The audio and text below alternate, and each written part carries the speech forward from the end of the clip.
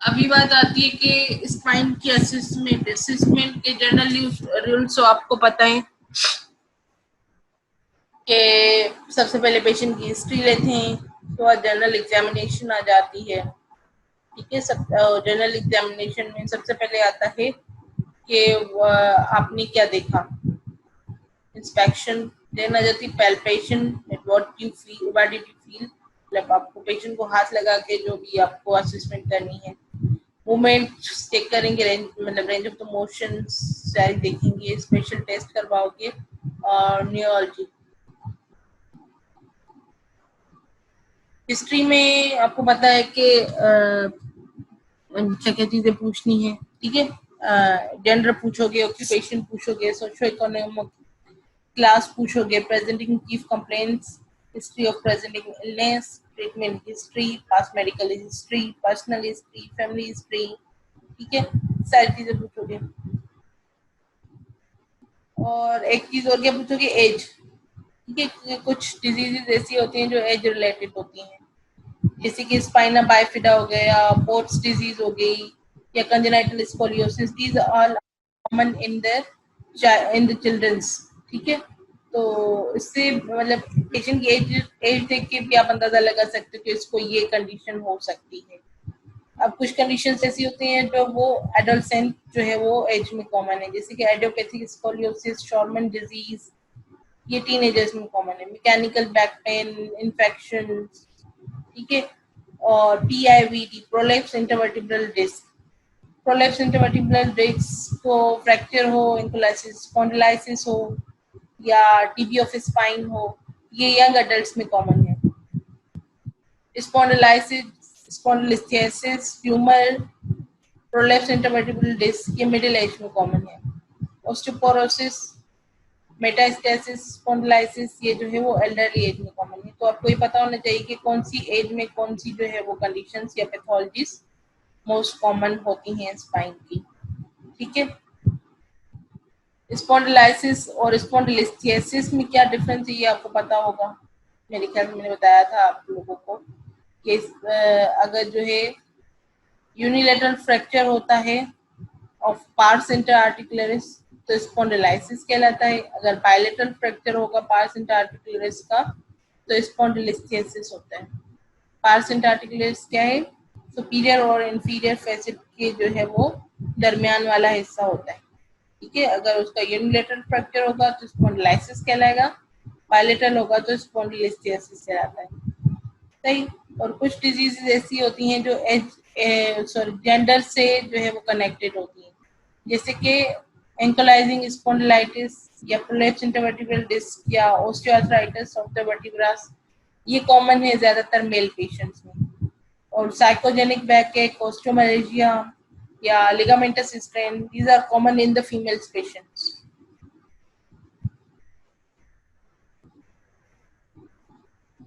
अच्छा, हिस्ट्री जब पूछोगे पेशेंट की सबसे मेजर कंप्लेन होती है पेन।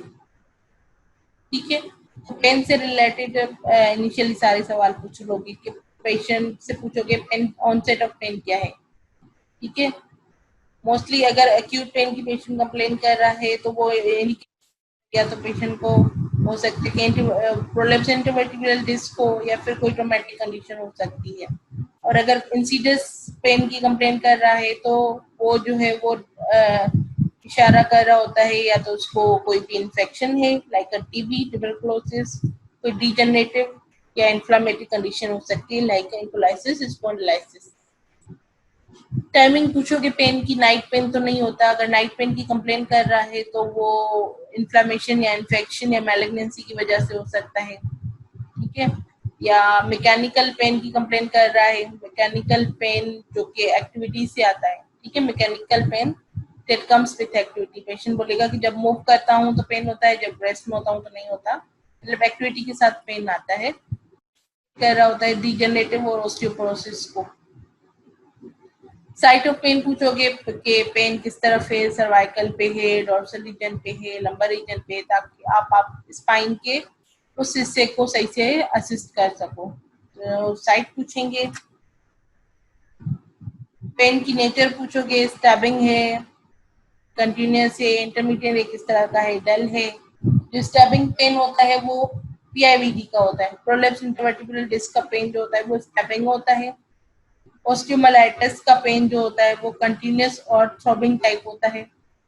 स्पॉन्डिलोलिस्थेसिस का पेन जो होता है वो इंटरमिटेंट होता है।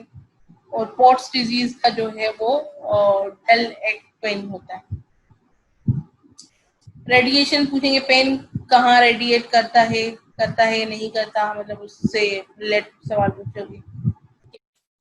पेकेक है या नेकेक है तो वो अपर या लोअर लिम की तरफ तो रेडिएट नहीं कर रहा, ठीक है। फिर आप देखोगे कि कौन सी नर्व रूट्स इन्वॉल्व हो रही है। अगर पेन रेडिएट कर रहा है तो उससे पूछो कि किस तरफ पेन रेडिएट कर रहा है। जैसे कि अगर पेशेंट कंप्लेन कर रहा होता है ना कि उसके लेटरल या radial side of the forearm पे पेन जो है वो रेडिएट कर रहा है, लेटरल या radial side of the forearm, तो वो इंडिकेट कर रहा होता है कि यहाँ पे कौन सी नर्व रूट है, आपको वो याद होनी चाहिए, C5, C6, C7। तो आप समझ जाओगे कि वहां से वो वर्टिब्रा जो है वो डिस्टर्ब है, ठीक है। इसी तरह से अगर पेशेंट जो है वो पोस्टीरियर थाई, पोस्टीरियर लेग पे पेन की जो है वो रेडिएशन की कंप्लेन कर रहा है, तो वो इंडिकेट कर रहा होता है L4, L5, S1 रीजन को, मतलब जो सियाटिक के नर्व रूट से आ रहे हैं उसको करते हैं। एग्रीवेटिंग फैक्टर्स पूछोगे कि एग्रीवेटिंग फैक्टर्स क्या है, कौन सी ऐसी पोजीशंस हैं या कौन सी ऐसी चीज है जिससे आपका पेन बढ़ता है। अगर पेशेंट जो है वो कह रहा है कि उसका पेन फ्लेक्जन से बढ़ता है और कफिंग या स्नीजिंग करने से बढ़ता है, या जब वो लेटा होता है, सो रहा होता है या लेटा होता है और टर्न कर रहा है बेड पे, उससे उसका पेन बढ़ रहा है, तो ये इंडिकेट कर रहा है कि कोई डिस्क का इशू है, ठीक है। डिस्क का पेन हमेशा जो है वो फ्लेक्जन से आता है और कफिंग स्नीजिंग या टर्निंग इन बेड पे जो है वो इंक्रीज होता है। अगर पेशेंट कह रहा है कि उसको जो है वो फ्लेक्जन में पेन है, हैवी वेट लिफ्टिंग में पेन है, ठीक है, तो वो भी जो है वो इंटरवर्टिब्रल डिस्क को जो है वो मतलब उसकी तरफ इशारा कर रहा होता है। तो एग्रीवेटिंग रिलीविंग फैक्टर्स आप पूछोगे, ये बहुत जरूरी है, मतलब असेसमेंट को नैरो कर देते हैं, शॉर्ट कर देते हैं। और अगर पेशेंट कह रहा है कि उसको एक्सटेंशन में पेन है, पेन ऑन बेंडिंग बैकवर्ड, मतलब एक्सटेंशन में पेन है, तो वो इंडिकेट कर रहा है कि उसको lumbar canal stenosis, spinal stenosis हो सकती है, ठीक है, या स्पॉन्डिलाइसिस या स्पॉन्डिलोलिस्थेसिस हो सकती है, या फिर फैसिड आर्थ्रोपैथी हो सकती है। फैसिड का भी पेन आपको पता है कि एक्सटेंशन में आता है। ये बता रहा है कि फ्लेक्जन जब कर रहे तो स्पाइन के किस तरफ प्रेशर पड़ता है, एक्सटेंशन कर रहे हैं तो किस तरफ पड़ता है, ठीक है। जब एक्सटेंशन कर रहे हैं तो स्पाइन की पोस्टीरियर साइड पे फोर्स पड़ता है, कंप्रेशन। जब फ्लेक्जन करते हैं तो डिस्क के एंटीरियर साइड पे फोर्स पड़ता है, जब एक्सटेंशन करते हैं तो डिस्क के पोस्टीरियर साइड पे फोर्स पड़ता है, ठीक है। लेकिन जब पोस्टीरियर एक्सटेंशन कर रहे हैं तो यहाँ पे जो है वो मतलब फैसेट जॉइंट्स है ना, तो वो यहाँ पे मतलब आपस वो उसका वेट बियर कर लेते हैं, तो जिसकी वजह से एक्सटेंशन पे डिस्क पे इतना प्रेशर नहीं पड़ता, ठीक है। लेकिन जब फ्लेक्जन कर रहे हैं तो वहां पे तो मतलब फैसिड जॉइंट का काम नहीं है ना, फैसिड जॉइंट एंड एक्सटेंशन के एंड में जो है वो सपोर्ट कर रहे होते हैं, तो इसी वजह से फ्लेक्जन में ज्यादा पेन आ रहा होता है। रिलीविंग फैक्टर्स पूछोगे, अगर पेशेंट कह रहा है कि उसका पेन रेस्ट करने से रिलीव हो जाता है, तो वो वहां पे डिजेनरेटिव जॉइंट डिजीज कंडीशन की तरफ इशारा कर रहा है, स्पॉन्डिलाइसिस या लिस्थेसिस, कैनाल स्टीनोसिस भी है, ऑस्टियोपोरोसिस भी हो सकता है, ठीक है। तो ये सारी चीजों का पेन जो है रेस्ट से कम होता है। अगर पेशेंट कह रहा है कि उसको बॉडी में भी पेन है, रेस्ट में भी पेन है, मतलब वो कह रहा है कि हर वक्त मुझे पेन रहता ही रहता है, तो वो इन्फ्लामेटरी या इन्फेक्टिव कंडीशंस की तरफ इशारा कर रहा होता है, ठीक है। उसके अलावा उससे पूछोगे कि मॉर्निंग स्टिफनेस तो नहीं है, या रेस्ट ड्यूरिंग रेस्ट भी कोई स्टिफनेस तो नहीं है।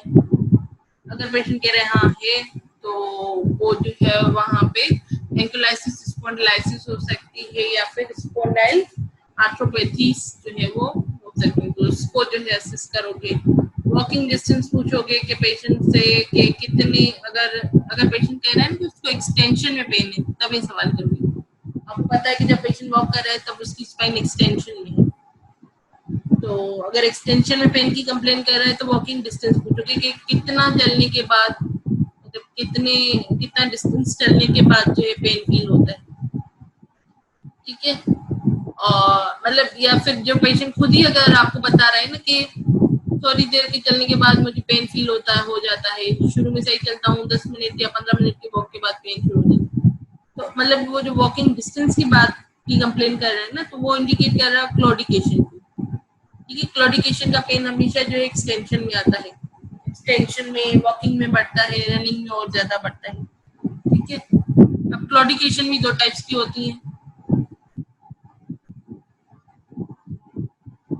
क्लॉडिकेशन दो टाइप्स की होती है, न्यूरोजेनिक क्लॉडिकेशन और वेस्कुलर क्लॉडिकेशन।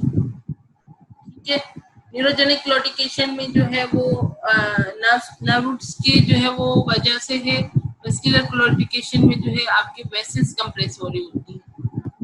ठीक है, न्यूरोजेनिक क्लॉडिकेशन का कॉज है लंबर कैनाल स्टेनोसिस। ठीक है, मतलब स्पाइन जो स्पाइनल नर्व रूट्स है ना वो कंप्रेस हो रही है स्टेनोसिस की वजह से या किसी भी वजह से। जो वेस्कुलर क्लॉडिकेशन है उसमें वेसल्स कंप्रेस हो रही है, और उसका रीजन थ्रोम्बो मतलब कोई एम्बोलाई हो सकता है या फिर एथेरोस्क्लेरोसिस वगैरह हो सकती है। न्यूरोजेनिक का पेन जो होगा वो पेशेंट बोलेगा कि उसको वॉकिंग में पेन है, स्टैंडिंग में पेन है, और कमिंग डाउन जब वो सीना जो है नीचे उतर रहा है तब उसको पेन है ज्यादा। ठीक है, और वेस्कुलर क्लॉडिकेशन में वो बोलेगा कि बस थोड़ा सा ही चलता हूँ, इवन 2 मिनट चल लिया, 2 मिनट के मतलब वो बोलते हैं बस जैसे उठ रहा हूँ और चलने की कोशिश कर रहा हूँ, पेन तभी से शुरू हो रहा है। ठीक है, इसमें थोड़ा सा टाइम होगा कि पेशेंट बोलेगा कि थोड़ी देर खड़ा होने के बाद, मतलब 10-15 मिनट तो खड़ा हो जाता हूँ, थोड़ा चल लेता हूँ, उसके बाद। वेस्कुलर होगा तो वो बोलेगा जैसे ही बस उठ रहा हूँ, स्पाइन जैसे एक्सटेंशन में जा रही है, चलने की कोशिश कर रहा हूँ तो पेन शुरू हो जाता है।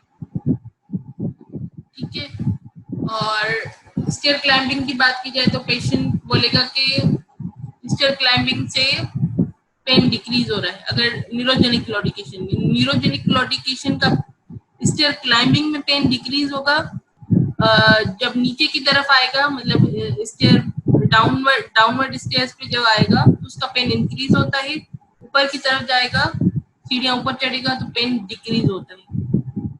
वेस्कुलर क्लॉडिकेशन में दोनों में इंक्रीज होगा। ठीक है, साइकिलिंग अगर पेशेंट से आप करवाते हो तो न्यूरोजेनिक क्लॉडिकेशन से कोई पेन नहीं होगा, लेकिन वेस्कुलर क्लॉडिकेशन है तो साइकिलिंग से पेन बढ़ेगा।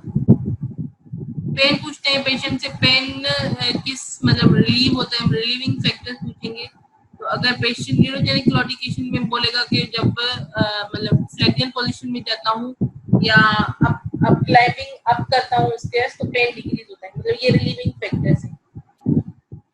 और जब वेस्कुलर क्लॉडिकेशन में रिलीविंग फैक्टर्स क्या बताएगा, वो कहेगा कि किसी भी चीज से पेन मतलब डिक्रीज नहीं होता है, बैंडिंग कर लूं तो भी नहीं होता है, और स्टेयर क्लाइंबिंग करने से भी और ज्यादा बढ़ता है। क्लॉडिकेशन डिस्टेंस, न्यूरोजेनिक क्लॉडिकेशन में जो है वो जो भी पेन रेडिएट करेगा ना वो वेरिएबल होगा। कभी बोलेगा कि टांग की तरफ जो है इस तरफ रेडिएट कर रहा है, कभी अपोजिट साइड की तरफ इशारा करेगा, कभी बोलेगा कि पोस्टीरियर रेडिएट कर रहा है, कभी बोलेगा कि नी तक जा रहा है, कभी बोलेगा कि फुट तक जा रहा है, तो वेरिएबल होगा। वेस्कुलर क्लॉडिकेशन में फिक्स्ड एक ही जगह आपको बताएगा रोज के बस मुझे यहाँ तक ही रेडिएट करता है। Associated back pain neurogenic claudication में जो है वो होता है मोस्टली, और वेस्कुलर क्लॉडिकेशन में भी होता है बट रेयरली। डिस्टल पल्स जो होगी वो न्यूरोजेनिक क्लॉडिकेशन है तो आपको नॉर्मल मिलेगी, और अगर वेस्कुलर क्लॉडिकेशन है क्योंकि उसमें वेसल्स इन्वॉल्व है तो आपको जो है वो डिस्टल पल्स भी डिक्रीज मिलेगी वेस्कुलर क्लॉडिकेशन में। सेंसरी सिम्टम्स देखोगे, सेंसेशन में तो पेशेंट को कोई इशू नहीं आ रहा, वेस्कुलर क्लॉडिकेशन होती तो रेयरली आपको सेंसेशन के इशू मिलेंगे। न्यूरोजेनिकल क्लॉडिकेशन है क्योंकि वहाँ पे नर्व्स इन्वॉल्व है तो आपको सेंसरी सिम्टम्स मिलेंगे मोस्ट कॉमनली। सही।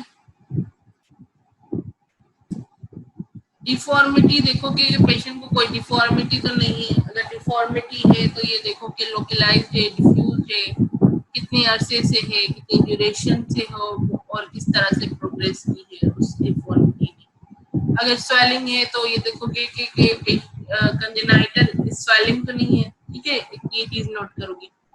अगर पेशेंट छोटा है, बच्चा है, तो वो स्पाइना बाइफिडा होता है, तो आपको पता है कि बैक पे एक बम्प होता है, स्वेलिंग होती है, तो वो उससे हो सकता है। अगर एक्वायर्ड है, मतलब बाद में हुआ है, कंजेनाइटल नहीं है, पैदाइशी नहीं है, तो कोल्ड एब्सेसिस की वजह से बैक पे वो स्वेलिंग हो सकती है, डोमिनेंट स्वेलिंग होती बिल्कुल नजर आती है।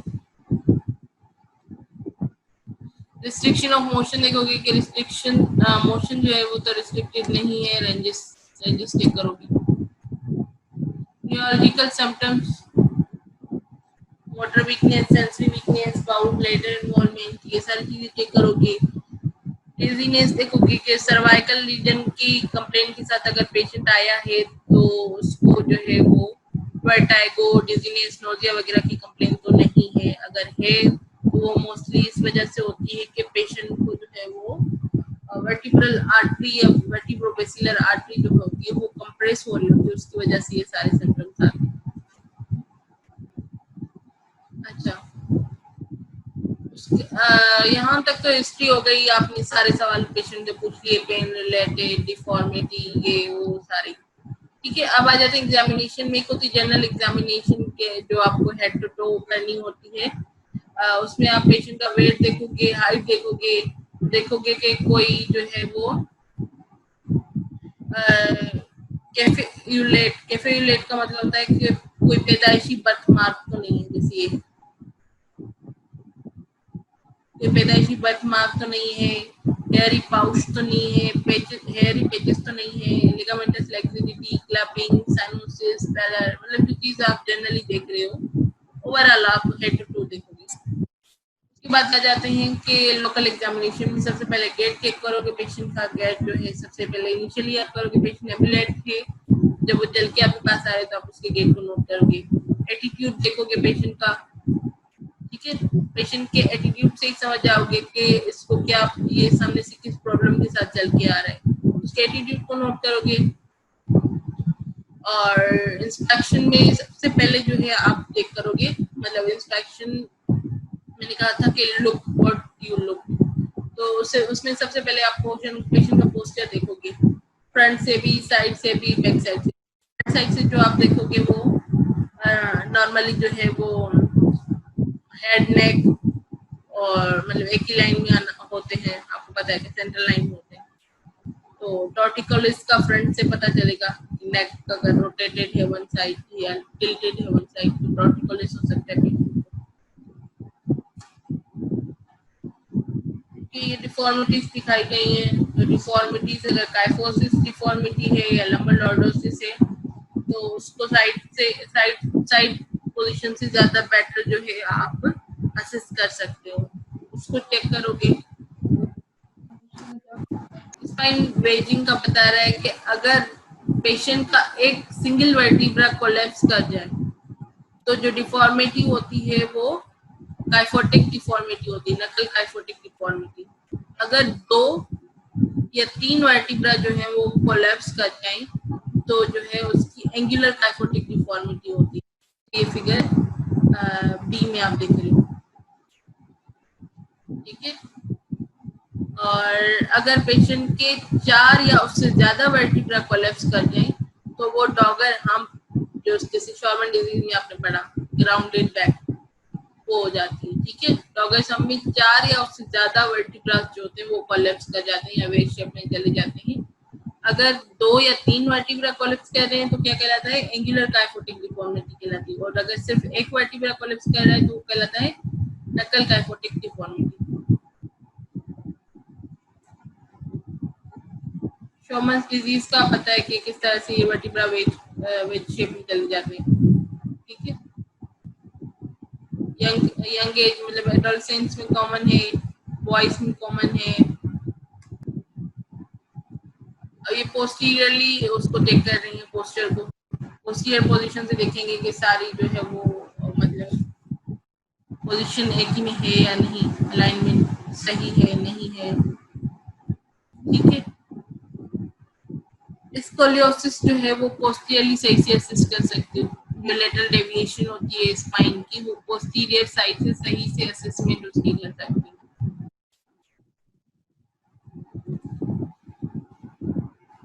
अच्छा, स्कोलियोसिस होती है, स्कोलियोसिस का आपको पता है कि स्पाइन जो है वो लेटरली डेविएट कर जाती है। तो लास्ट भी मैंने बताया था कि दो टाइप्स होते हैं उसके, स्ट्रक्चरल नॉन स्ट्रक्चरल। तो उसको चेक एडम्स टेस्ट के थ्रू किया जाता है। एडम्स टेस्ट क्या होता है कि पेशेंट अगर स्टैंडिंग पोजीशन में है, आपको डिफॉर्मिटी नजर आ रही है, तो उसको हम सिंपली फ्लेक्जन, स्पाइन को फ्लेक्स कर देते हैं, लंबर रीजन को फ्लेक्स करवा देते हैं, पेशेंट को बोलते हैं कि फॉरवर्ड लीन करें जैसे इसमें कर रहे हैं, ठीक है। अगर स्ट्रक्चरल स्कोलियोसिस होगी, स्ट्रक्चरल स्कोलियोसिस जो होती है वो नॉन फ्लेक्सिबल होती है। पेशेंट जब फॉरवर्ड बैंड करे तो तब भी उसकी डिफॉर्मिटी आपको वैसे ही नजर आएगी। लेकिन अगर नॉन स्ट्रक्चरल स्कोलियोसिस होता है, जिसको फ्लेक्सिबल करके, फ्लेक्सिबल या मोबाइल स्कोलियोसिस भी कहते हैं, ये नंबर 1। तो पेशेंट जैसे फॉरवर्ड बेंड करेगा तो आपको स्पाइन बिल्कुल नॉर्मल नजर आएगी, जैसे नॉर्मल बंदे की होती है, आपको डेविएशन नजर नहीं आएगी, ठीक है, फॉरवर्ड करने से। जब आगे झुकेगा तो आपको देखने में लगेगा कि स्पाइन बिल्कुल सही है, कोई लेटरल डेविएशन नहीं है, ठीक है। अगर झुकने के बाद भी आपको लग रहा है कि नहीं स्पाइन की डिफॉर्मिटी मतलब डोमिनेंटली प्रेजेंट है, तो वो इंडिकेट कर रहा होता है स्ट्रक्चरल स्कोलियोसिस को, सही। अच्छा, और कुछ जो है स्कोलियोसिस जो है उसका रीजन मस्कुलर इम्बैलेंस या मसल स्पाज्म होता है, ठीक है। अगर मसल स्पाज्म की वजह से जो है वो स्कोलियोसिस है, तो उसको ये अदर नेम्स बताए गए हैं कि उसको ट्रंक लिस्ट भी कहते हैं, ट्रंक लिस्टिंग या फिर लेटरल शिफ्टिंग या फिर एक्यूट लंबर शियाटिक स्कोलियोसिस या विंड स्वेप्ट स्पाइन है, ये सारे नाम दिए गए हैं। अगर स्कोलियोसिस का रीजन क्या है, स्पाज्म है।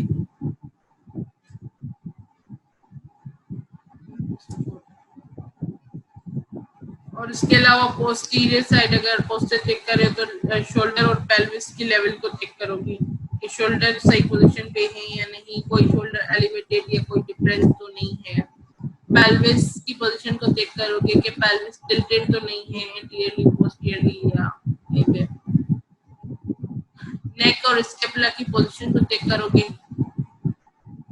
हेयर लाइन, ठीक है, ये पोस्टीरियर हेयर लाइन कहलाती है। हेयर लाइन देखोगे, अगर हेयर लाइन लो मिलती है, नॉर्मली हेयर लाइन आपकी C5 स्पाइनस प्रोसेस पे होती है, अगर आपको लो हेयर लाइन मिल रही है तो वो इंडिकेट कर रही होती है क्लेपल फील सिंड्रोम। क्लेपल फील सिंड्रोम में जो है हेयर लाइन लो हो जाती है, उसमें क्या होता है कि पेशेंट के पैदाइशी जो होते हैं वो मतलब क्या होते हैं कि वर्टिब्रा जो होते हैं वो आपस में वो फ्यूज्ड होते हैं, कुछ वर्टिब्रा, तो जिसकी वजह से उसकी नेक बिल्कुल वो होती है, समझो कि हेयर लाइन बिल्कुल लो होती है, उसकी नेक बिल्कुल छोटी होती है।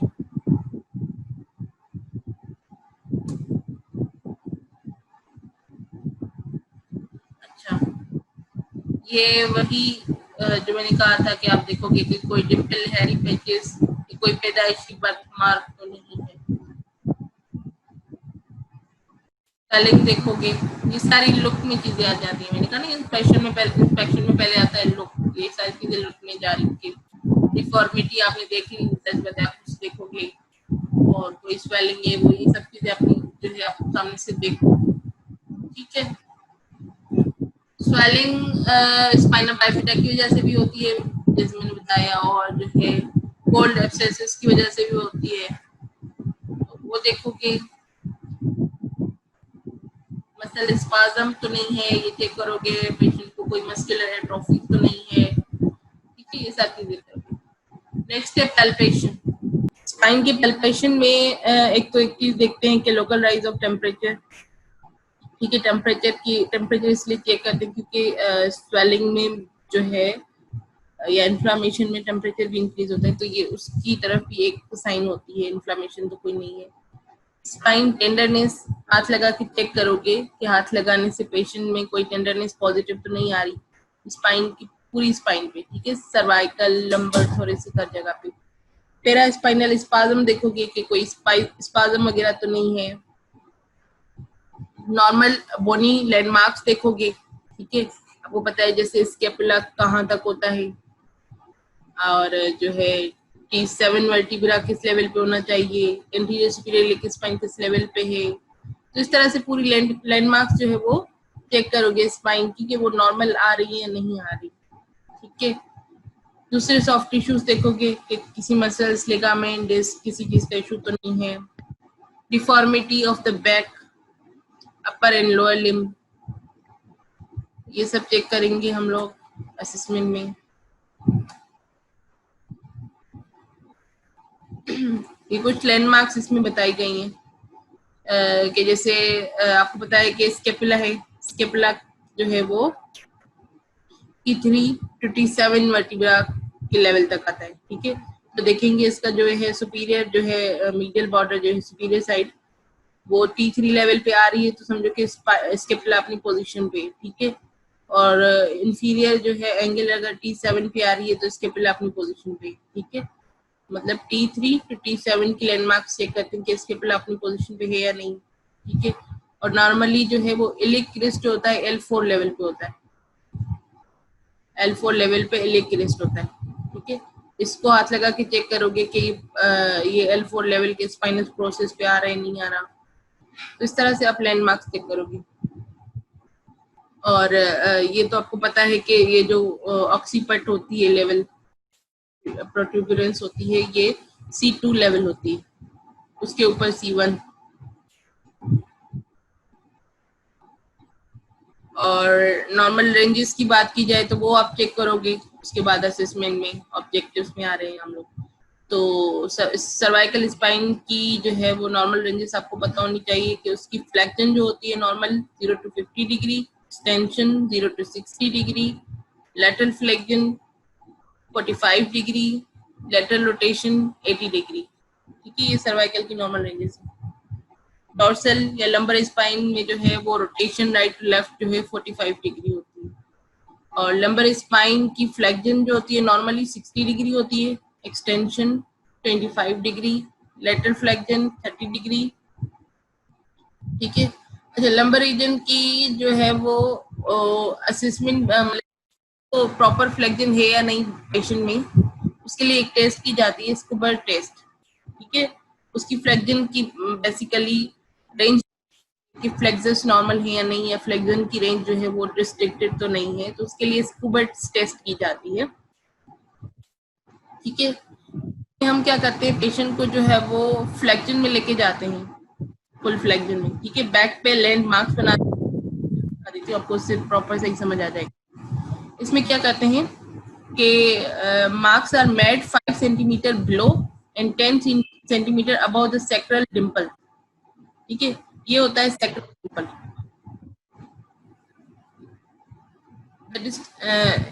ये सैक्रल का बेस होता है, ठीक है। सैक्रल डिम्पल पे यहाँ पे एक मार्क बनाते हैं, दूसरा मार्क बनाते हैं 5 सेंटीमीटर बिलो, सेंटीमीटर नीचे एक मार्क बनाते हैं, दूसरा मार्क बनाते हैं 10 सेंटीमीटर अबव, तो ये 3 मार्क्स बनाते हैं। और फिर पेशेंट को बोलते हैं कि फ्लेक्शन में मतलब टो टच करे स्टैंडिंग पोजीशन में, इस तरह से जैसे ये कर रहे हैं। देन हम इंच टेप से मेजर करते हैं वो पूरा डिस्टेंस। नॉर्मली जो हम लोगों ने मार्क किया वो था 5 नीचे 10 ऊपर 15 था। जब फ्लेक्शन में पेशेंट को लेके जाते हैं तो वो डिस्टेंस उसके बाद दोबारा मेजर करते हैं। फ्लेक्शन में जाने के बाद वो डिस्टेंस नॉर्मली जिस बंदे की फ्लेक्शन नॉर्मल है उसका एटलीस्ट 20 सेंटीमीटर या 21 सेंटीमीटर मतलब मेजरमेंट मिलनी चाहिए। फ्लेक्शन 5 से 6 सेंटीमीटर बढ़ जाना चाहिए डिस्टेंस। अगर वो 5 से 6 सेंटीमीटर नहीं बढ़ता या 20 सेंटीमीटर से मेजरमेंट आपको कम मिलती है तो समझो कि पेशेंट की फ्लेक्शन लिमिटेड है, उसको एंकोलाइजिंग स्पॉन्डिलाइटिस हो सकता है, ठीक है। मोस्टली नॉर्मली एंकोलाइजिंग स्पॉन्डिलाइटिस में फ्लेक्शन जो है पेशेंट की डिक्रीज हो जाती है, तो वो उसकी तरफ इशारा कर रहा होता है कि इसकी फ्लेक्शन कम आ रही तो शायद इसको एंकोलाइजिंग स्पॉन्डिलाइटिस हो। ठीक है, समझ आ गई। एक ये टेस्ट करवा सकते हो आप लोग। दूसरी टेस्ट करवा सकते हैं wall occiput to wall test. Occiput to wall test में क्या करते हैं, बेसिकली पेशेंट को बॉल के साथ खड़ा किया जाता है और यहाँ ऑक्सीपिट टू वॉल का डिस्टेंस देखते हैं। नॉर्मली ये डिस्टेंस 0 होता है, पेशेंट का ऑक्सीपिट वॉल से बिल्कुल मतलब टच होता है। लेकिन अगर किसी पेशेंट को एंकोलाइजिंग स्पॉन्डिलाइटिस हो जाए, then there will be the loss of extension of spine. Patient जो है वो स्पाइन को एक्सटेंशन में प्रॉपर नहीं, पूरा नहीं लेके जा सकता, जिसकी वजह से ऑक्सीपिट वॉल से टच नहीं कर पाता। वो जितनी कोशिश करे ऑक्सीपिट वॉल से टच नहीं कर पाता। ठीक है, तो पेशेंट को इस तरह से दीवार से खड़ा करके ये भी चेक करते हैं, तो ये ऑक्सीपिट टू वॉल टेस्ट कहलाता है। ये भी एंकोलाइजिंग स्पॉन्डिलाइटिस के लिए यूज किया जाता है। दूसरा, लेटरल फ्लेक्जन की रेंज चेक कर सकते हो आप। इसके लिए आप क्या करते हैं कि एक इमेजिनरी लाइन जो है वो इमेजिन करते हो आप। ये जो सेंटर वाली देख रहे हो, एक इमेजिनरी लाइन जो है आप इमेजिन करते हो फ्रॉम T1 टू S1। ठीक है, T1 टू S1। और पेशेंट को जो है वो फिर राइट साइड लेटरल फ्लेक्स करवाते हैं, then left side lateral flex करवाते हैं। तो यहाँ ये जो T1 लेवल है और S1 लेवल है, यहाँ से ये इमेजिनरी लाइन का जो है वो एंगल 30 डिग्री नॉर्मली होना चाहिए। ठीक है, अगर 30 डिग्री से कम मिलता है तो फिर हम कहते हैं कि पेशेंट के लेटरल फ्लेक्सस जो है वो टाइट हैं, या फिर लेटरल फ्लेक्जन में इशू आ रहा है, लेटरल फ्लेक्जन की रेंज प्रॉपर नहीं है। उसके अलावा चेस्ट एक्सपेंशन, लिम्ब लेंथ, स्किनेसी जो है, ये सारे टेस्ट आप यूज कर सकते हो। ठीक है, चेस्ट एक्सपेंशन इसकी भी टेस्ट है। ठीक है, तो इसमें क्या करते हैं, पेशेंट को जो है वो फोर्थ इंटरकोस्टल स्पेस पे जो है वो आप इंच टेप रखते हो, फोर्थ इंटरकोस्टल पे इंच टेप रखते हो और पेशेंट को बोलते हो कि इंस्पायर करे और एक्सपायर करे, इनहेल करे, एक्सहेल करे, और दोनों में जो है मेजरमेंट लेते रहते हो। 2 से 3 टाइम्स आप जो है वो वाले मेजरमेंट लेते हो for the confirmation. Normally 5 centimetre का डिफरेंस, क्या कहते हैं, 5 सेंटीमीटर का डिफरेंस होना चाहिए एक्सपेंशन, एक्सेलेशन और इनहेलेशन में, जो कि नॉर्मल होता है। अगर ये आपको कम मिलता है तो समझो कि पेशेंट को एंकलाइजिंग स्पॉन्डिलाइटिस हो सकता है। Chest expansion test is positive और वो इंडिकेट कर रहा है कि पेशेंट को एंकलाइजिंग स्पॉन्डिलाइटिस हो सकता है। लेग लेंथ के मेरे ख्याल से आप लोगों को मैंने सामने से भी सिखा दिए थे, लेग लेंथ किस तरह से मेजर की जाती है। जो है इंच टेप से मेजर करते हैं। एक तो नॉर्मल वे होता है कि आप anterior superior iliac spine to lateral malleoli या मीडियल मेलुलाई तक का डिस्टेंस जो है वो चेक करते हो दोनों साइड्स की लेग्स पे, और देखते हो कि कोई डिफरेंस तो नहीं आ रहा। एक तो ये टेस्ट किया जाता है। दूसरा जो होता है वो एक दो टेस्ट और भी मैंने बताए थे कि अगर आपको ये देखना है कि जो लेग लेंथ डिफरेंस आ रहा है वो टिबिया की वजह से आ रहा है या फीमर की वजह से आ रहा है, तो किस तरह से टेस्ट करते हैं, क्योंकि पूरी लेग की लेंथ फीमर और टिबिया बोन मिलके बना रहे हैं ना। ठीक है, जो लेग लेंथ में शॉर्टनेस आ रही है, डिफरेंस आ रहा है, वो फीमर की वजह से भी हो सकता है, टिबिया की वजह से भी हो सकता है। वो किस तरह से देखा जाए। अगर फीमर की वजह से होती है लेग लेंथ में डिफरेंस, तो सुपाइन पोजीशन चेक किया जाता है। सुपाइन पोजीशन में हिप को भी 90 डिग्री पे लेके जाओगे और नी को भी 90 डिग्री पे रखवा के देन जो है आप पटेला की पोजीशन को चेक करते हो। ठीक है, नी की पोजीशन को चेक करते हो। अगर ऊपर नीचे होती है तो समझो कि femur is the reason shortness का। और अगर टिबिया का होता है तो प्रोन लाइन में चेक करते हो। प्रोन लाइन में क्या करोगे, नीज को 90 डिग्री फ्लेक्स करवा लोगे और हील्स को देखते हो कि हील्स दोनों एक ही पोजीशन या इक्वल पोजीशन पे है या नहीं। अगर हील्स जो है वो जो होती है तो हम कहते हैं कि पेशेंट को tibia is the reason for the shortness of the length. Spurling test, Spurling test जो है वो सर्वाइकल रेडिकुलोपैथी के लिए यूज किया जाता है। अगर सर्वाइकल में किसी वजह से जो है नर्व रूट इम्पेजमेंट हो रही है या नर्व जो है वो कंप्रेस हो रही है, तो उसके लिए स्पर्लिंग टेस्ट किया जाता है। ठीक है, मोस्टली पेशेंट आपके पास आएगा कि उसको जो है नेक पेन है जो रेडिएट कर रहा है अपर मतलब आर्म्स की तरफ, ठीक है। तो उसके लिए टेस्ट करते हो ये देखने के लिए कि नर्व रूट्स तो कंप्रेस नहीं हो रही या ब्रेकियल प्लेक्सिस तो कंप्रेस नहीं हो रहा नेक रीजन पे, ठीक है। इसके लिए पेशेंट सिटिंग पोजीशन में होगा, थेरेपिस्ट जो होता है उसके बैक साइड पे खड़ा होता है। पेशेंट की नेक को हम एक्सटेंड करेंगे, ठीक है। पहले एक्सटेंशन में लेके जाओगे, देन रोटेट करवाओगे टुवर्ड्स अपोजिट साइड, मतलब जिस तरफ के आर्म्स की रेडिएटिंग की पेशेंट कंप्लेन कर रहा है, अगर वो बोल रहा है कि मेरी राइट साइड पे पेन रेडिएट होता है तो उस तरफ रोटेट करवाओगे, ठीक है। एक्सटेंड करवा के अफेक्टेड साइड पे रोटेट करवाओगे एंड देन जो है हाथों की पोजीशन इस तरह से रख के, ठीक है, उसको एक्सेल लोड मतलब नीचे की तरफ प्रेशर देते हो लॉन्गिट्यूडनल डायरेक्शन में, ठीक है। एक्सेल प्रेशर देते हो और जो है देखते हो पेशेंट जो है अगर कह रहा है कि उसकी जो सिम्टम्स थे वो बढ़ रहे हैं, जो रेडिकुलोपैथी की कंप्लेन के साथ वो आया था, या कह रहा है कि मेरे हाथ सुन्न हो रहे हैं, नमनेस आ रही है, मतलब पेशेंट को सिम्टम्स आ रहे हैं, तो हम कहते हैं कि there is a positive test और जो है यहाँ पे कोई नर्व रूट कंप्रेशन हो रही है, ठीक है। तो ये स्पेलिंग टेस्ट होती है। उसके अलावा एक डिस्ट्रैक्शन टेस्ट भी कर सकते हैं। Distraction test is relieving test, ठीक है। पहले क्या करते हो, आप स्पेलिंग टेस्ट करते हो, अगर वो पॉजिटिव आती है तो उसको कंफर्म करने के लिए डिस्ट्रैक्शन टेस्ट भी कर सकते हो, ठीक है। सिटिंग पोजीशन में भी कर सकते हो, सुपाइन पोजीशन में भी करवा सकते हो। एक हाथ जो है आप पेशेंट की जा पे पकड़ते हो, जा रीजन पे, एक जो होता है ऑक्सीपट रीजन पे, और पेशेंट को ट्रैक्शन देते हो, ठीक है। अगर ट्रैक्शन देने से पेशेंट कहता है कि उसके जो सिम्टम्स आ रहे थे, जो रेडिकुलोपैथी वगैरह के सिम्टम्स आ रहे थे, वो रिलीव हो रहे हैं, ठीक है, उसको मतलब वो बोलेगा हाँ आप सही लग रहा है, सुकून मिल रहा है, तो समझो कि टेस्ट इज पॉजिटिव। यहाँ पे कोई नर्व रूट कंप्रेस हो रही थी और आपने जो है मैनुअली वहां से प्रेशर हटाया है, पैसिवली वहां से प्रेशर हटाया है, तो वहां पे उस पेशेंट को पेन रिलीव लग रहा है, ठीक है। एक ये टेस्ट है शोल्डर एब्डक्शन टेस्ट या शोल्डर एब्डक्शन रिलीफ साइन या पेकोडी साइन जिसको कहते हैं।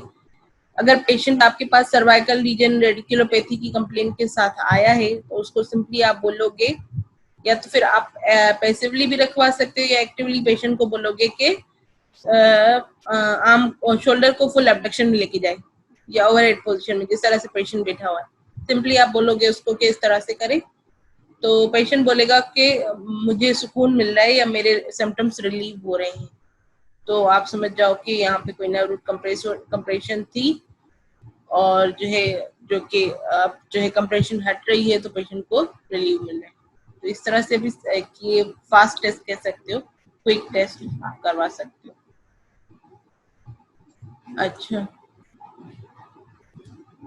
Thoracic outlet syndrome.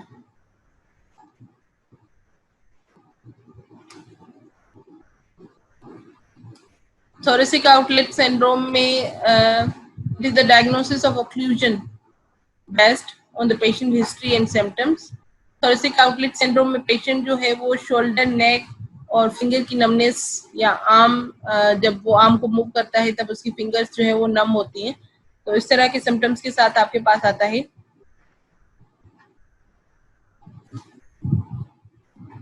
स्ट्रक्चर में भी कम्प्लेक्स जो थोरेसिक आउटलेट सिंड्रोम होता है वो क्यों होता है, क्योंकि जो आपका जो है वो वहां पे सर्वाइकल रिब अगर होती है, सर्वाइकल रिब क्या होती है कि पेशेंट की नॉर्मली 12 रिब्स होती है ना, तो कुछ कुछ पेशेंट्स ऐसे होते हैं जिसकी कंजेनाइटली एक रिब एक्स्ट्रा होती है जिसको कहा जाता है, ठीक है।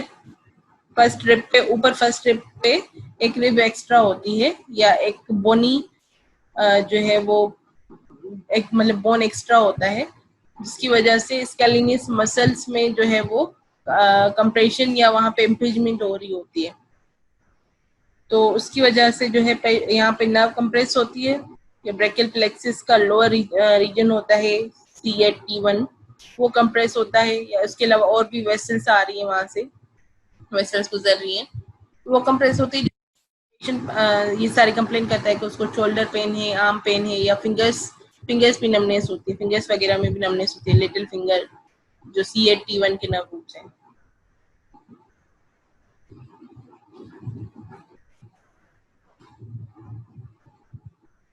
अच्छा,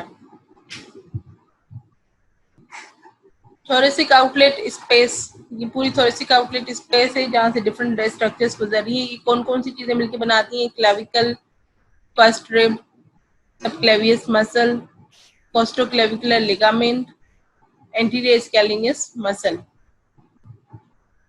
ठीक है, ये सब जो है मिलके ये एक ट्रायंगल आउटलेट बनाते हैं जिसमें से कौन कौन सी स्ट्रक्चर्स गुजर रही हैं। वहां से जो है आपकी सबक्लेवियन वेसल्स गुजर रही हैं, थोरेसिक डक्ट, और जो है lower trunk of brachial plexus C81 वहां से गुजर रहे हैं। ठीक है, अगर किसी वजह से ये स्पेस में जो है वो कंप्रेशन होती है तो आपको सिम्टम्स मिलेंगे थोरेसिक आउटलेट सिंड्रोम के। कॉजेस क्या हो सकते हैं थोरेसिक आउटलेट सिंड्रोम की? सर्वाइकल रिब हो सकती है, जो मैंने कहा कि एक्स्ट्रा रिब होती है। C7 वर्टिब्रा का ट्रांसफर प्रोसेस अगर इलोंगेटेड हो, ठीक है, किसी वजह से, अब वो जो किसी वजह से हो गया है या फिर वो कंजेनाइटली है किसी वजह से, ठीक है। Anomalies of the scalenus muscle, scalenus muscle का कोई भी जो है वो फॉल्ट है, स्पाज्म है, उसका इन्फ्लामेशन है या कुछ भी चक्कर है, तो स्कैलिनियस मसल्स का अगर जो है अफेक्टेड है तो उसकी वजह से हो सकता है। फर्स्ट रिब मेल यूनियन हो जाए किसी वजह से, जो है अगर पेशेंट का रिब्स का फ्रैक्चर होता है फर्स्ट रिब का और वहां पे मेल यूनियन हो जाए तो उसकी वजह से भी जो है वो कंप्रेशन हो सकती है थोरेसिक आउटलेट में। abnormal fibrous pain on the near or the two scalenus muscle, repetitive shoulder movements। ठीक है, अगर एथलीट में देखा जाए तो वेट लिफ्टिंग, रोइंग, स्विमिंग, ठीक है, अगर वो एक लिमिट से ज्यादा की जाती है तो उनमें भी आउटलाइन सिंड्रोम हो सकता है। ठीक है, इसमें सारे सिम्टम्स बता रहे हैं कि सिम्टम्स आपको क्या मिलेंगे। शोल्डर पेन होगा, नेक में पेन होगा और पेन रेडिएट करेगा towards the form and hand, और लिटिल और रिंग फिंगर जो होगी वो उसमें आपको नमनेस मिलेगी, सेंसेशन लॉस मिलेगी। ठीक है, और इसके अलावा अगर वेसल्स कंप्रेस हो रही हैं,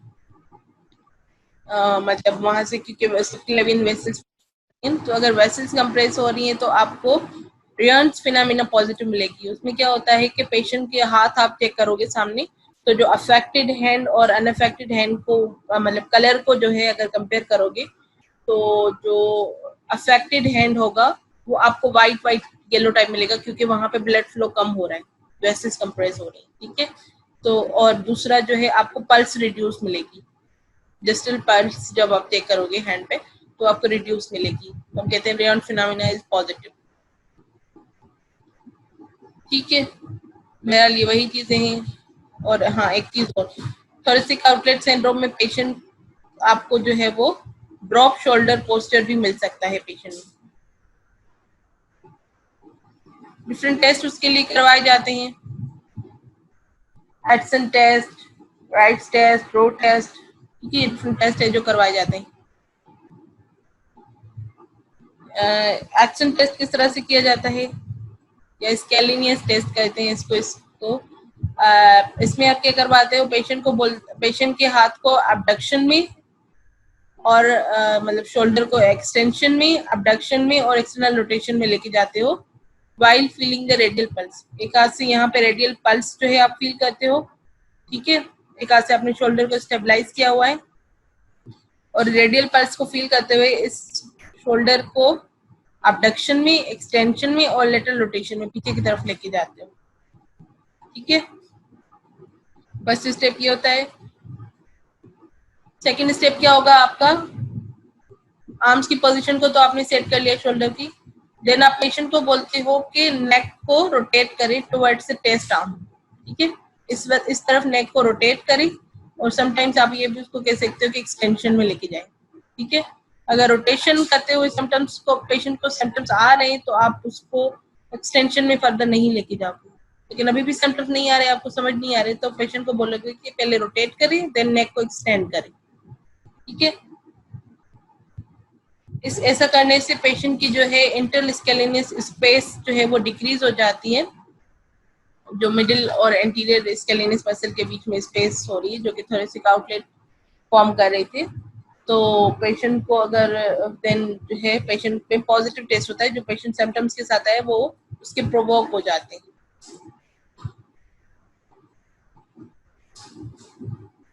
दूसरी टेस्ट है राइट हाइपर अबडक्शन टेस्ट। इसमें सिंपली आप पेशेंट को फुल हाइपर एबडक्शन मतलब 180 डिग्री हाइपर एबडक्शन में लेके जाते हो और आप चेक करोगे कि आपको रेडियल पल्स, ठीक है, यहाँ से एक हाथ से रेडियल पल्स चेक कर रही, उसको फुल एबडक्शन में लेके जाते हैं। तो आप देखोगे कि जब पेशेंट को फुल हाइपर एबडक्शन में लेके जा रहे हैं या 180 एबडक्शन में लेके जा रहे हैं तो आपको रेडियल पल्स जो है वो डिमिनिश मिलेगी, ठीक है। तो ये टेस्ट करवा सकते हो आप थोरेसिक आउटलेट सिंड्रोम के लिए, ठीक है। Fourth is the row test, ठीक है, रूस टेस्ट। रूस टेस्ट में क्या करवाते हो आप, पेशेंट के दोनों आर्म्स जो है वो सरेंडर पोजीशन में रखवाते हो, जैसे आप देख रहे हो सरेंडर पोजीशन में। इसमें क्या है कि 90 डिग्री जो है वो शोल्डर अबडक्टेड है और 90 डिग्री एक्सटर्नली रोटेटेड है, ठीक है। इस पोजीशन में सरेंडेड पोजीशन में पेशेंट के हाथ रखवाते हो और इस पोजीशन को मेंटेन करके रखते हो फॉर द 1 मिनट, ठीक है। अगर पेशेंट जो है इस पोजीशन में हाथों को नहीं रख पा रहा, वापस अपने आर्म्स जो है नीचे लेके जा रहा है या फिर कह रहा है कि मेरे जो है वो हाथ सुन्न हो रहे हैं, बिल्कुल वो सिम्टम्स की कंप्लेन कर रहा है कि मेरे सिम्टम्स बढ़ रहे हैं, तो हम कहते हैं कि रूस टेस्ट इज पॉजिटिव, ठीक है। इसको फर्दर भी चैलेंज कर सकते हो टेस्ट को आप। इसके लिए आप क्या करोगे कि पेशेंट को बोलोगे कि इस पोजीशन में अपने फिस्ट को क्लोज करे ओपन करे, क्लोज करे ओपन करे, तो इस तरह से जो है वो, ठीक है, ये देख रहे हो ना फिस्ट इसने क्लोज किए। इस पोजीशन में आप पेशेंट को बोलोगे कि फिस्ट को क्लोज ओपन करे कंटिन्यूअसली, तो इससे पेशेंट के सिम्टम्स और ज्यादा मजीद बढ़ेंगे, तो इसको और फर्दर चैलेंज भी कर सकते हो test. SLR test, straight leg raise test का तो आपको पता है कि ये जो है वो लंबर नर्व रूट कंप्रेशन के लिए चेक की जाती है। अगर जो है सिंपली आप पेशेंट को स्ट्रेट लेग की तरफ लेके पेशेंट को बोलते हो कि लेग को स्ट्रेट लेग में लेके जाए, ठीक है।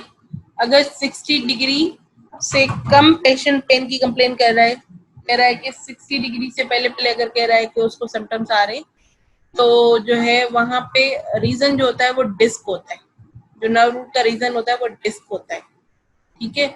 और अगर 60 डिग्री के बाद पेशेंट कह रहा है कि मुझे सिम्टम्स आ रहे हैं या अगर टेस्ट आपको पॉजिटिव मिल रही है, तो समझो कि पेशेंट के नर्व रूट्स तो कंप्रेस हो रहे हैं, लेकिन जरूरी नहीं है कि उसका रीजन डिस्क हो, उसका रीजन कुछ और हो सकता है लंबोसेक्रल रीजन या जो है वो उसका कोई इशू हो, एंकोलाइजिंग स्पॉन्डिलाइसिस या फिर स्पॉन्डिलोलिस्थेसिस, कुछ भी हो सकता है, ठीक है। 60 डिग्री के पहले पहले अगर पेन की कंप्लेन करेगा तो डिस्क होता है रीजन, उसके बाद करेगा तो दूसरे प्रॉब्लम हो सकते हैं पेन के।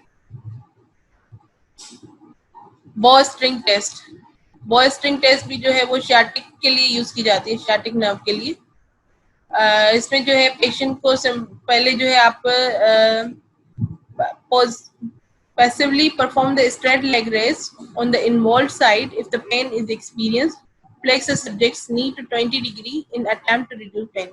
पहले सिंपली आप फुल SLR में लेके जाओगे विथ एक्सटेंडेड नी। अगर पेशेंट पेन की कंप्लेन कर रहा है तो दूसरा स्टेप आपका क्या होगा कि नी को 20 डिग्री फ्लेक्स करवा लोगे, नी को 20 डिग्री फ्लेक्स करवा के उसके बाद उसको SLR में लेके जाते हो, ठीक है। और SLR में लेते जाते हो और दूसरा क्या करते हो चीज, आप यहाँ पे पॉप्लिटियल एरिया में प्रेशर अप्लाई करते हो। You will apply the pressure in the popliteal area. अगर पेशेंट के पेन मतलब रेडिकुलोपैथी की जो पेन लेग की तरफ, सियाटिक का आपको पता है ना कि कहाँ पे पेशेंट रेडिएटिंग पेन की कंप्लेन करता है, back side of the thigh, back of the leg, lateral side of the foot की तरफ जो है वो इस तरह से जाता है, तो हम कहते हैं कि पेशेंट की सियाटिक नर्व कंप्रेस हो सकती है, ठीक है। तो पहले एक्सटेंडेड नी के साथ SLR करवाई, पेशेंट अगर पेन की कंप्लेन कर रहा है तो देन जो है नी को फ्लेक्स करवा लेते हैं और पेप्लिटियल रीजन पे जो है वो आप प्रेशर देते हो। अगर स्टिल पेशेंट पेन की कंप्लेन कर रहा है तो समझो कि टेस्ट इज पॉजिटिव, यहाँ पे सियाटिक नर्व जो है वो कंप्रेस हो रही है।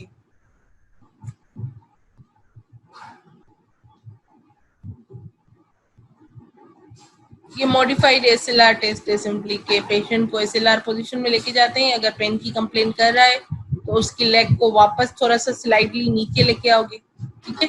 पहले यहाँ तक फॉर एग्जांपल ऊपर तक लेके गए, पेशेंट पेन की कंप्लेन कर रहा है तो उसको स्लाइडली नीचे लेके आ गए आप, ठीक है। और देन फुट को डॉर्सी फ्लेक्स किया तो दोबारा वो सिम्टम्स अपीयर हो गए, ठीक है, पहले फुल एसएलआर में थे तो पेशेंट सेम पेन की कंप्लेन कर रहा था, थोड़ा सा लेग को नीचे लेके आ गए, ठीक है, स्लाइटली लेग को लोअर पोजीशन में लेके आ गए तो पेशेंट बोलेगा कि आप पेन कम हो रहा है, उसके फेस के एक्सप्रेशन से ही आपको पता चलेगा, ठीक है। अब यहाँ पे पेन तो कम हो रहा है, अब दोबारा आप यहाँ पे क्या करें, डॉर्सीफ्लेक्जनेट करें तो दोबारा पेशेंट पेन की कंप्लेन करेगा, इससे क्योंकि डॉर्सीफ्लेक्जनेट करने से क्या होगा कि सciatic नर्व दोबारा स्ट्रेच होगी और पेशेंट में आपको दोबारा सिम्टम्स मिलेंगे, तो समझ जाओ कि sciatic नर्व कंप्रेस हो रही है,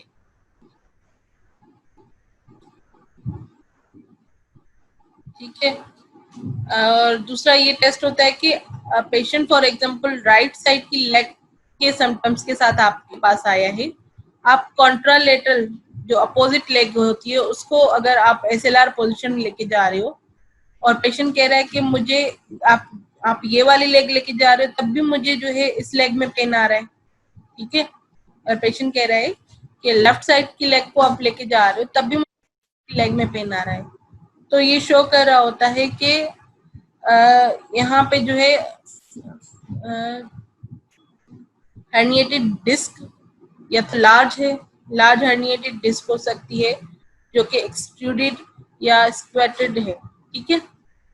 तो लार्ज हर्निएटेड डिस्क होता है तो आपको इस तरह के सिम्टम्स मिलते हैं कि पेशेंट मतलब जो इन्वॉल्व्ड लेग होती है उसकी एसएलआर में उसको एसएलआर में लेके जाने से तो पेन की कंप्लेन करता ही है, लेकिन कॉन्ट्रालेटरल लेग को भी लेके जाते हैं तब भी कहता है कि उसको पेन हो रहा है, ठीक है। Contralateral straight leg raising test, इसमें अगर हम पेशेंट को फॉर एग्जांपल राइट लेग की एसएलआर करवा रहे हैं और पेशेंट कंप्लेन कर रहा है कि राइट लेग की एसएलआर करते वक्त उसको लेफ्ट आ रहा है, अपोजिट लेग में पेन आ रहा है, मतलब एक्शन या टेस्ट एक लेग पे हो रहा है और जो है सिम्टम्स आपको अपोजिट साइड मिल रहे हैं, तो ऐसा जो होता है बहुत ही सीवियर केसेस में होता है, या तो जो है वो हर्निएशन जो होगी डिस्क की वो बहुत ज्यादा सीवियर होगी, लार्ज होगी, या फिर समटाइम्स ऐसा होता है कि this is the red flag sign, ठीक है।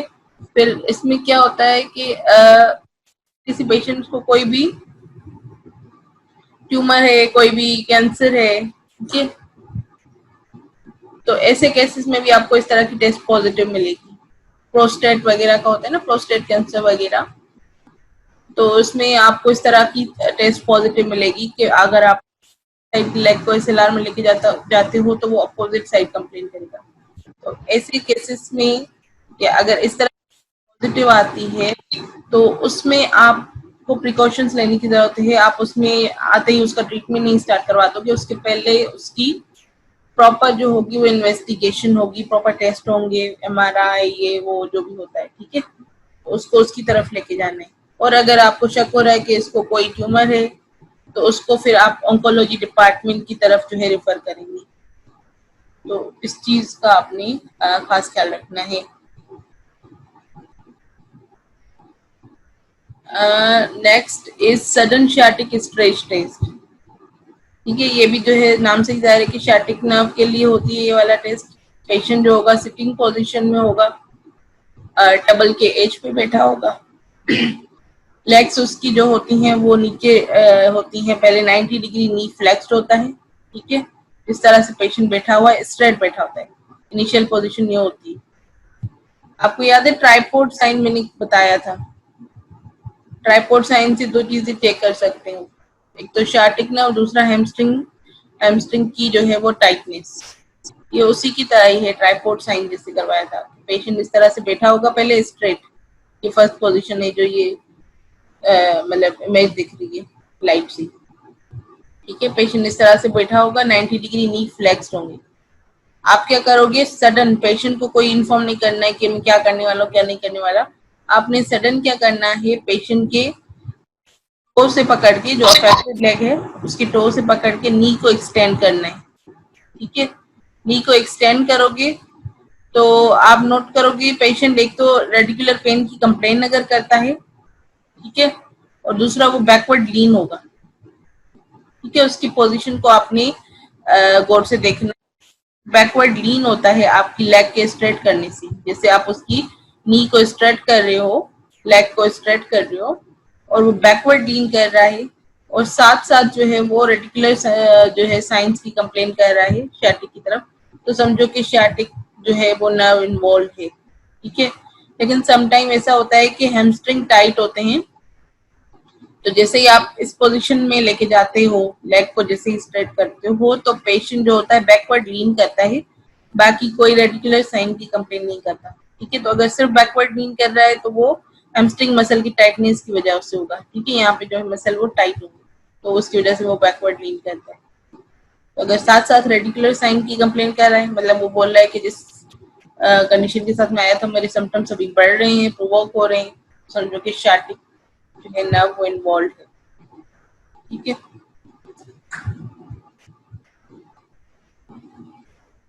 Lateral lumbar flexion test. Lateral lumbar flexion test जो होती है वो इसमें बेसिकली आप जो है वो लंबर की लेटरल फ्लेक्शन की रेंज चेक कर रहे हो कि लेटरल फ्लेक्सस मसल सही है या नहीं है, या टाइट है, क्या चक्कर है।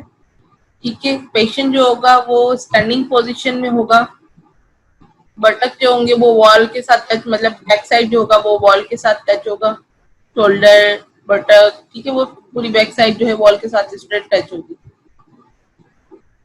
ठीक है, फुट जो होंगे वो 30 सेंटीमीटर अपार्ट होंगे, एक दूसरे से दूर होंगे और पैरेलल होंगे। ठीक है, और जो है इंच टेप हम लोग लेंगे, थेरेपिस्ट जो होगा इंच टेप लेगा। ठीक है, और उसको जो है वो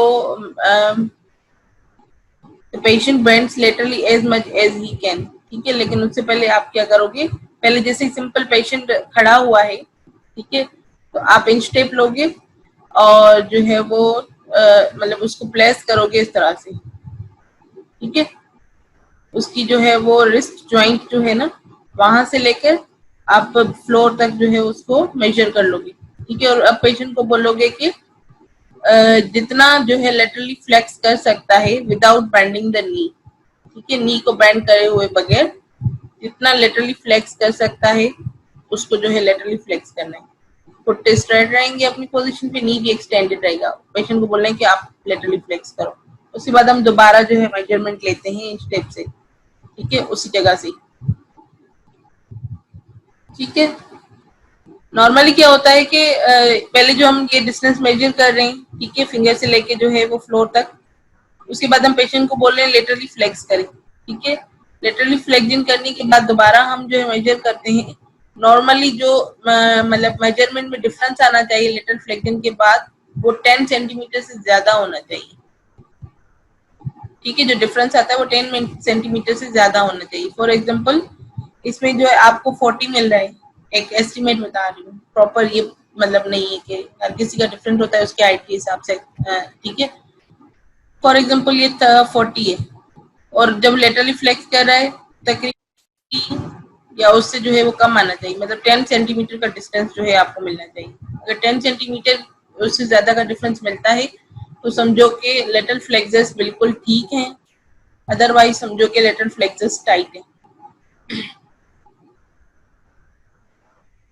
फीमोरल नर्व स्ट्रेच टेस्ट, ये शायद मैंने आप लोगों को करवाई है या नहीं करवाई मुझे याद नहीं आ रहा, जिसको हम PKB भी कह रहे थे, प्रोन नी बेंडिंग टेस्ट। ठीक है, प्रोन नी बेंडिंग टेस्ट भी इसको कहा जाता है या फीमोरल नर्व स्ट्रेच टेस्ट भी कहा जाता है। इसमें जो है बेसिकली आप अगर पेशेंट जो है वो फीमोरल नर्व, आपको पता है कि जो है वो एंटीरियर और लेटरल साइड पे सप्लाई कर, एंटीरियर साइड पे ज्यादा पेन आता है फीमोरल नर्व का अगर पेशेंट और ब्लो नी ट्रेवल नहीं करता। अगर पेशेंट इस तरह की कंप्लेंट के साथ आया तो आपको डाउट होता है कि शायद फीमोरल नर्व इन्वॉल्व हो, उसके लिए ये वाला टेस्ट किया जाता है। फीमोरल नर्व की जो वो नर्व रूट्स होती हैं L2, L3, L4, अगर ये इन्वॉल्व होती हैं तो आपकी फीमोरल नर्व इम्पेज हो सकती है, मतलब इम्पेजमेंट के सिम्टम्स मिलेंगे आपको।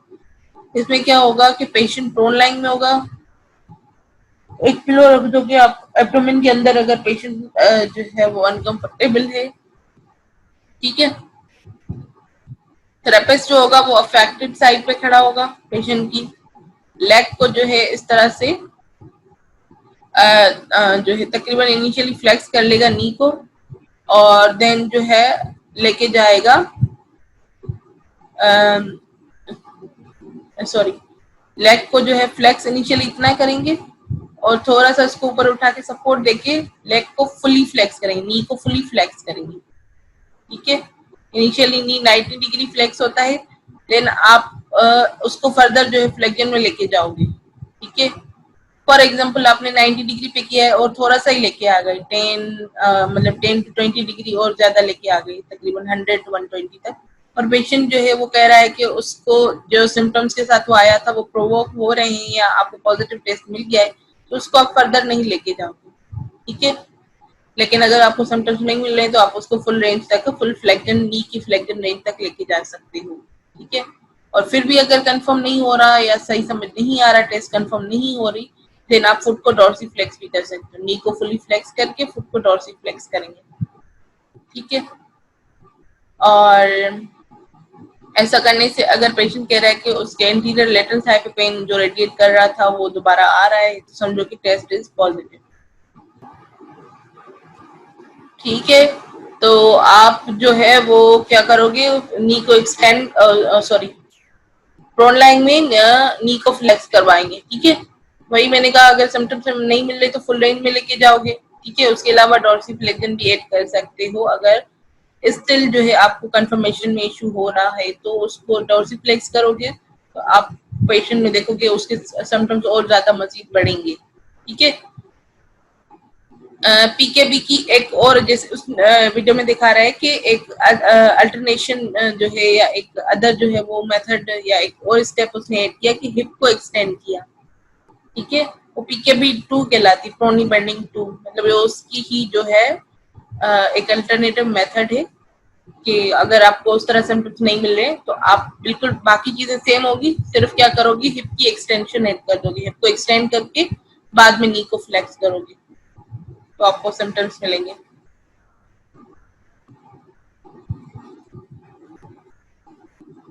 फेबर टेस्ट, फेबर टेस्ट जो होता है वो सैक्रोइलिक जॉइंट के लिए जो है वो करवाया जाता है। अगर आपका सैक्रोइलिक जॉइंट जो है इन्वॉल्व है तो फेबर टेस्ट करवाते हैं, इसको पैट्रिक टेस्ट भी कहा जाता है, ठीक है। पेशेंट जो होगा इसमें क्या होगा, सुपाइन लाइन में होगा,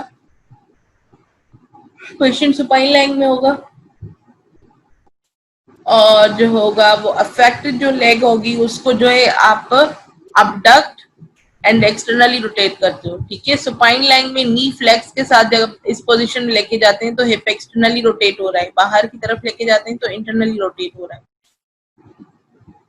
ये आप लोगों को पता होगा कि नी फ्लेक्जन के साथ जब अंदर की तरफ लेके जा रहे हैं तो हिप एक्सटर्नली रोटेट हो रहा है, बाहर की तरफ लेके जा रहे हैं तो इंटरनली रोटेट हो रहा है। तो हमें क्या करवाना है, पेशेंट के हिप को जो है वो एक्सटर्नल रोटेशन में लेके जाना है और स्लाइटली अबडक्शन में, ठीक है। तो मतलब ये फुट ऑन नी पोजीशन रखवाएंगे, जो अफेक्टेड लेग होगा उसकी हील या उसका जो है वो लेग जो है वो नी पे रखवाएंगे इस तरह से, ठीक है।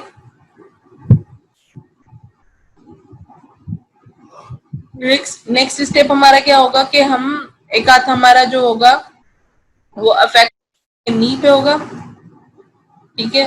दूसरा हाथ जो होगा हमारा वो एंटीरियर सुपीरियर लेके स्पाइन पे होगा अपोजिट साइड की। एक हाथ नी पे है अफेक्टेड साइड की, दूसरा हाथ जो है वो अपोजिट साइड के एंटीरियर सुपीरियर लेके स्पाइन पे है, ठीक है। और उस पे हम जो है स्लाइड जेंटल जो है एक प्रेशर अप्लाई करते हैं नीचे की तरफ। तो अगर आप ऐसा करने से पेशेंट कह रहा है कि उसको बैक पेन मतलब एसआई जॉइंट की तरफ जो है वो पेन की कंप्लेन कर रहा है या पेन जो है वो इंक्रीज हो रहा है, प्रोवोक हो रहा है, तो हम कहते हैं फेबर टेस्ट इज पॉजिटिव, ठीक है। इसी पोजीशन में ले जाके स्लाइड जो है डाउनवर्ड पुश करोगे।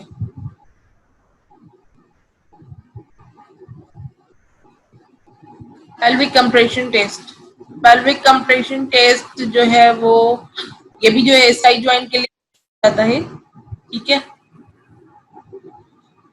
इसको बेसिकली जो है दो तरह से चेक किया जाता है। इसमें पहले तो आप जो है सिंपली सुपाइन लाइन में चेक करोगे और कंप्रेशन देख के देखोगे कि पेशेंट को सिम्टम्स आ रहे नहीं आ रहे। दूसरा क्या करोगे, आप पेशेंट को साइड लाइन में ले जाके इस जगह से प्रेशर अप्लाई करते हैं, ठीक है।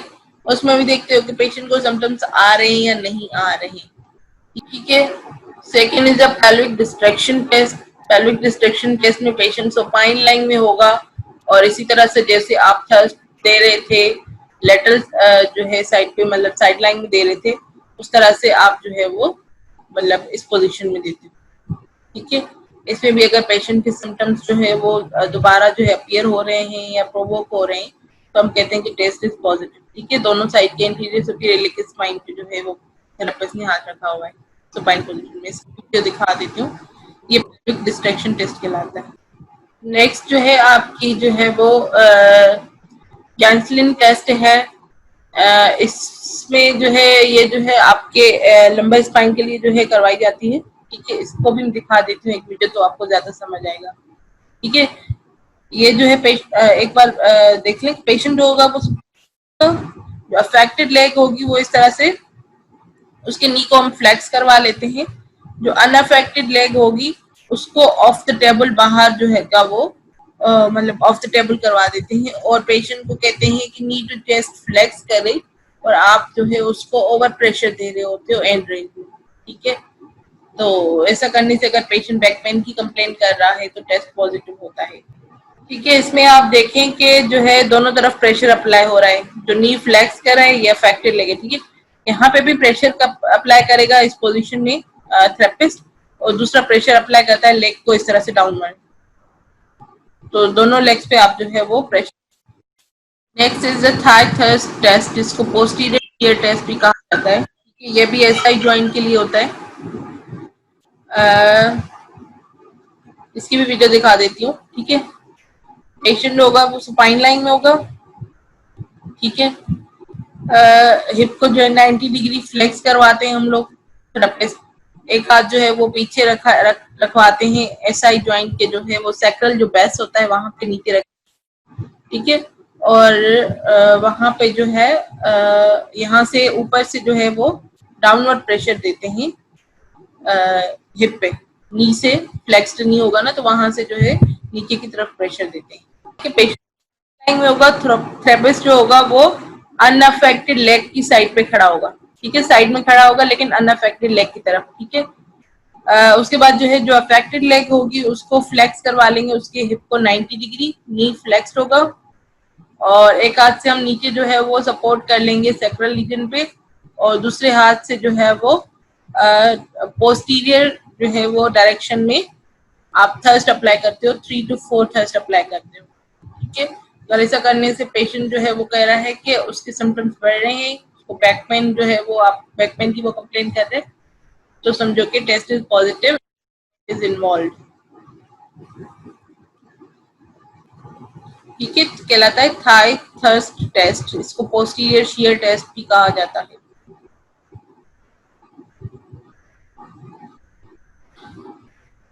Next is Goldthwait's test. ठीक है, जो है बेसिकली क्या करते हो आप कि पीछे जो है वो आप पैल्पेशन को फील कर रहे हो ना, तो अगर पैल्पेशन जो मूवमेंट हो रही है लंबोसेक्रल L5S1 जो है जॉइंट के, अगर वो फील हो जाती है उसके बाद पेशेंट कह रहा है कि मुझे पेन हो रहा है, तो समझो वो लंबर रीजन का है। ठीक है, और अगर मूवमेंट आपको फील नहीं हुई है उसके पहले ही, मतलब इनिशियल डिग्रीज में ही पेशेंट पेन की कंप्लेन कर रहा है, तो वो एसआई जॉइंट का होता है। ठीक है, तो बेसिकली वहां पे उस मूवमेंट को फील करना है बैक पे L5S1 रीजन पे, एसएलआर में लेके जाना है, एक पॉइंट आती है उसके बाद आपको L5S1 रीजन पे एक मूवमेंट फील होगी जब आप उसको पेल्पिट करें फिंगर से। उस मूवमेंट के अगर पहले पेन की कंप्लेन है तो एसआई जॉइंट का है, उस मूवमेंट के बाद पेन की कंप्लेन है तो समझो कि वो लंबर रीजन का प्रॉब्लम है। तो इस टेस्ट के थ्रू आप दो चीजों को डायग्नोज कर सकते हो, एसआई जॉइंट को भी, लंबर स्पाइन को। ठीक है, ये उसी की फिगर दिखाई गई है कि किस तरह से हाथ को जो है नीचे रखते हैं और दूसरे हाथ से एसएलआर पोजीशन में लेके जा रहे हैं। सेक्रल थर्स्ट टेस्ट, ये लास्ट टेस्ट है, उसके बाद हमारा जो है स्पाइन खत्म है उसके असेसमेंट। ठीक है, एक मैंने कहा था अगर आपको टेस्ट में मतलब डिफरेंस मिलता है, फॉर एग्जांपल आपने मेजर किया इंच टेप से और आपको डिफरेंस मिला लेग लेंथ में, ठीक है, तो इतना तो पता चल गया कि लेग लेंथ डिस्क्रिमिनेसी है। ठीक है, अब आप ये जानना चाहते हो कि जो लेग लेंथ में डिफरेंस आ रहा है वो फीमर बोन की शॉर्ट होने की वजह से हो रहा है या टीबिया बोन की शॉर्ट होने की वजह से हो रहा है। ठीक है, क्योंकि लेग की पूरी लेंथ ये दोनों बोन्स मिलके बना रहे हैं ना, फीमर और टिबिया। ठीक है, उसको देखने के लिए फिर आप फर्दर क्या करते हो, एक तो इस तरह से जैसे ये पोजीशन दिखाई गई है ना कि पेशेंट सुपाइन लाइन में है, नी को फ्लेक्स करके ये जो है आपके पटेला की पोजीशन को चेक कर रहे हो कि ऊपर नीचे तो नहीं है। अब जैसे इसमें ऊपर नीचे है, ठीक है, ये ऊपर है ये नीचे है, तो यहाँ पे जो लेग लेंथ में डिफरेंस आ रहा है वो फीमर की वजह से है। ठीक है, क्योंकि यहाँ पे आप ये फीमर की हाइट चेक कर रहे हो, ये सीधी जो है वो फीमर की हाइट है, टिबिया तो ये है ना, ये फीमर की हाइट है। तो नी फ्लेक्स करवा के 90 डिग्री नी फ्लेक्स करवाते हैं मोस्टली। ठीक है, मतलब इसमें तो सिंपल फ्लेक्स करवाया हुआ है, वैसे आप 90 डिग्री तक करवा सकते हो। जैसे 90 पोजीशन होती है ना कि 90 डिग्री हिप को फ्लेक्स कर लिया, 90 डिग्री नी को फ्लेक्स कर लिया, उसके बाद इस तरह से पटेला की पोजीशन को चेक करते हैं। अगर ऊपर नीचे है तो लेग लेंथ में जो फर्क आ रहा है वो फीमर बोन के शॉर्ट होने की वजह से आता है। ठीक है, ये फर्स्ट टेस्ट ये है, मेजरमेंट करें anterior superior iliac spine to lateral malleolus, anterior superior iliac spine to medial मेलुला।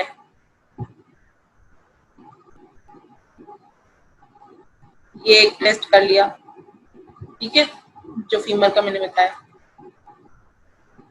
Okay ma'am. दूसरी पिक्चर कोई ऐसे दिख जाए, दिस वन।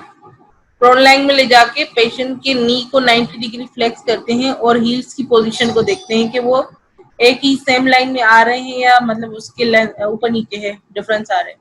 ठीक है, अगर इस तरह से डिफरेंस है तो टेस्ट पॉजिटिव होता है। वहां पे जो असिमेट्री होती है या जो भी लेग लेंथ में डिफरेंस आ रहा है वो टिबिया की वजह से होता है। ठीक है,